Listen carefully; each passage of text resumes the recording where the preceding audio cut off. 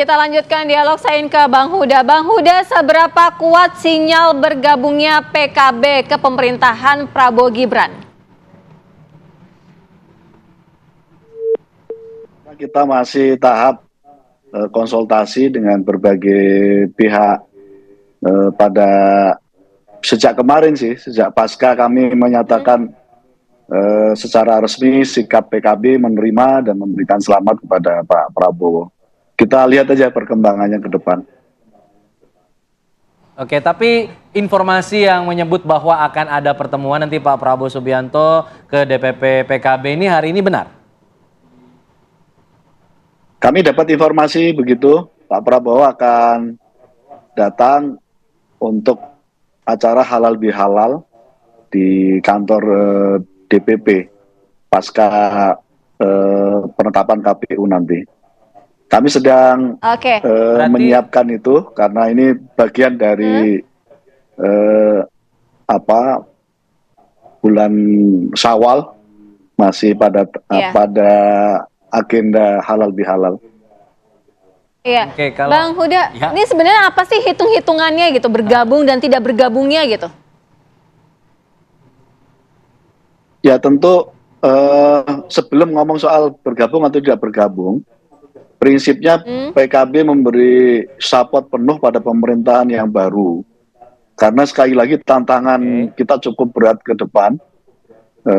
Ekonomi global kita semakin menuju 2024 akhir dan seterusnya, memang gelombangnya cukup berat bagi pemerintahan siapapun, termasuk pemerintahannya Pak Prabowo.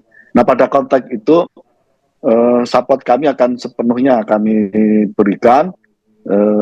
Nama reformulasi menyangkut soal agenda perubahan itu apakah bentuknya kami tetap di luar atau di dalam, itu yang sedang terus dirumuskan oleh DPP PKB. Rumusan perubahan di dalam tuh gimana konsepnya? Saya coba masih berusaha mencerna nih. Konsep perubahan tapi di dalam koalisi, ini bentuknya akan seperti apa tuh?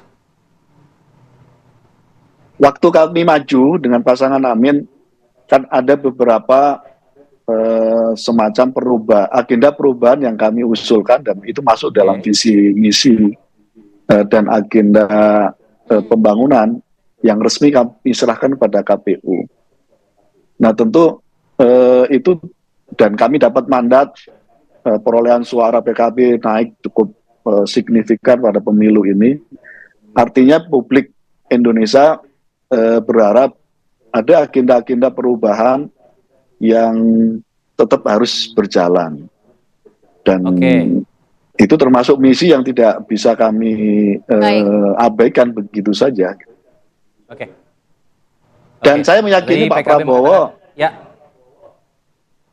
kita meyakini Pak Prabowo juga harus melakukan perubahan, tidak cukup melanjutkan agenda keberlanjutan.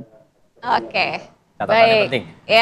Baik, tadi PKB mengatakan kita siap-siap nanti untuk menerima kedatangan Pak Prabowo. Kita juga mau lihat bagaimana persiapan di KPU nih.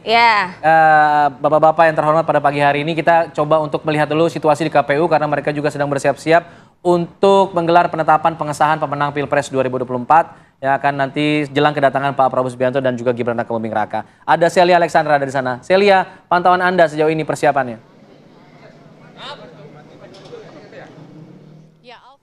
Juga pemirsa, kalau kami pantau memang saat ini baru saja dilakukan penggelaran atau apel siaga pagi dari Kapolres Jakarta Pusat, yakni ada sebanyak 4.266 tim gabungan TNI Polri yang akan dikerahkan hari ini di ring 1, ring 2 maupun ring 3, mulai dari KPU RI dan juga Taman Suropati maupun di Bundaran HI nantinya. Jadi ada 3 ring dari KPU maupun sampai di ring 3 untuk pengamanan yang dikerahkan hari ini. Kalau Anda bisa lihat di belakang saya memang masih dilakukan penggelaran dari tim gabungan TNI Polri.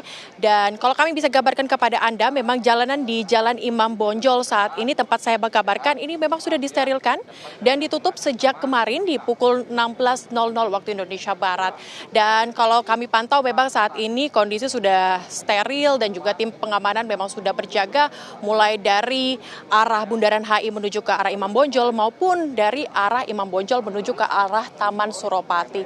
Dan kalau kami bisa gambarkan kepada Anda, Alfat dan juga Sira dan pemirsa, ini kalau kami gambarkan di sebelah kiri saya saat ini memang nantinya akan menjadi pintu masuk atau tempat masuknya dari presiden dan juga wakil presiden terpilih maupun undangan-undangan yang sudah diundang oleh KPU RI dari partai politik, ketua umum partai politik maupun dari kementerian maupun lembaga-lembaga lainnya yang diundang KPU RI untuk hadir nantinya. Dan kalau Anda bisa lihat di layar kaca Anda saat ini pemirsa, memang sudah ada pembatasan, sudah ada pembatas yang memang sudah didirikan atau disiapkan dari KPU RI sejak malam kemarin untuk mengantisipasi terjadinya hal-hal yang tidak diinginkan nantinya di jelang penetapan dari KPU RI. Kalau Anda bisa lihat memang nantinya untuk presiden dan juga wakil presiden terpilih akan melalui pintu masuk yang bisa Anda lihat di gambar di layar kaca Anda saat ini, dan memang kami dari pihak media pun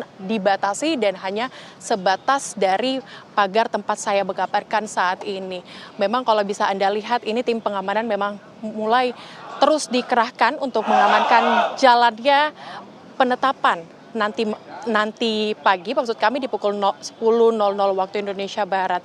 Dan untuk arus lalu lintas sendiri memang belum terjadi adanya rekayasa arus lalu lintas, dan memang dari tadi juga ketika kami bertanya langsung kepada Kapolres Jakarta Pusat, Kombes Pol Susatyo ini mengatakan bahwa nantinya jika terjadi kepadatan dan kemacetan di lalu lintas, maka baru akan dilakukan rekayasa lalu lintas nantinya.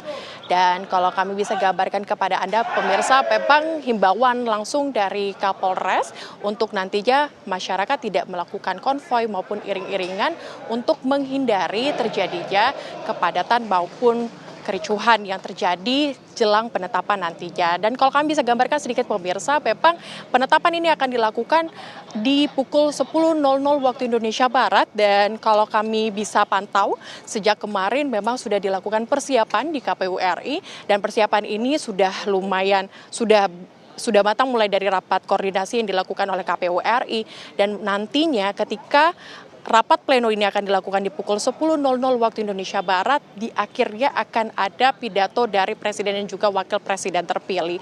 Dan juga dari undangan-undangan sendiri KPU RI telah mengundang bukan hanya presiden dan juga wakil presiden terpilih, maupun diundang yakni adalah paslon nomor urut 1 Anies Mohaimin dan juga paslon nomor urut 3 Ganjar Mahfud, beserta juga partai politik, ketua partai politik dan juga partai politik pengusung serta kementerian dan juga lembaga lainnya akan diundang. Serta juga Presiden ke-7 Joko Widodo juga diundang untuk turut serta hadir dalam penetapan hari ini. Sementara demikian, Alfat dan juga Sira di studio.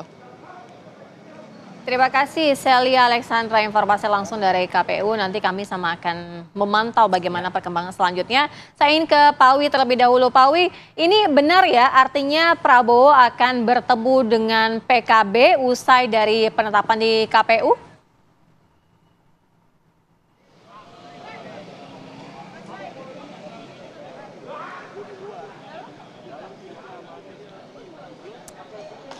Oke. Oke, baik. Sebelum kita lanjutkan dialog, kita terlebih dahulu selesaikan dengan Celia ya. Terima kasih Celia ya. Kita ke Pak Wi. Pak Wi sudah bisa mendengar suara kami, Pak?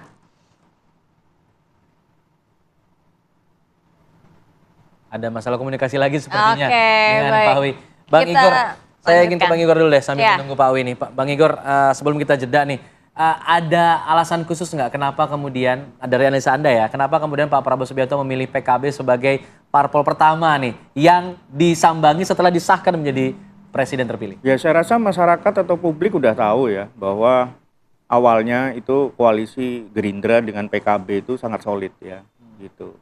Pada saat itu saya juga menjadi narasumber di salah satu stasiun TV swasta, dan saya mengatakan ini sangat tergantung dari elektabilitas Caimin. Gitu. Bahkan awal dari relawan Prabowo itu sebenarnya Prabowo Puan, kalau saya bisa sebut ya, tapi juga kemudian kandas yang akhirnya menjadi Prabowo Gibran.